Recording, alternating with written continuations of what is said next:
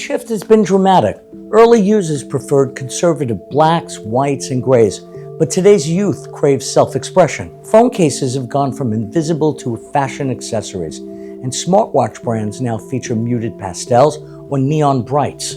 Color has become the emotional language of tech users, wanting devices that match their lifestyle and mood. In 2026, we've seen color transcend its traditional role to become a powerful tool for emotional connection, self-expression, and well-being. This shift, this is not just a trend, but this is a reflection of our collective need for calm, for resilience, and joy. The concept of introducing design democracy into the creative process is an exciting one. For us, this philosophy allows the company to develop great design along with beautiful color application and price point access to a much larger group of consumers. We view the impact of our partnership on Itel's new category strategy as a way for Pantone to become more closely aligned with the color and design sensibility of Africa and South Asia, and at the same time, provide a forward commercial approach to setting the stage for the Itel Group to become a more creative leader of products in these specific regions.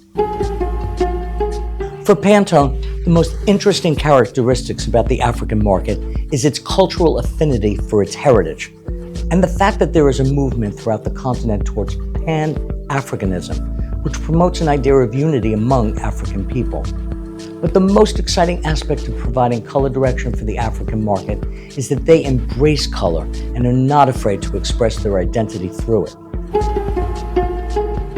For me, it's the way we used to say in the fashion industry, it's the hand of the product. It's the way it feels to you. And this happens to have a beautiful look. It has a very sort of sinuous feel because of the ultra shiny finish on this particular model. Makes you feel like it feels luxurious in your hand because that represents quality and not just something that is just a cheap version for the consumer.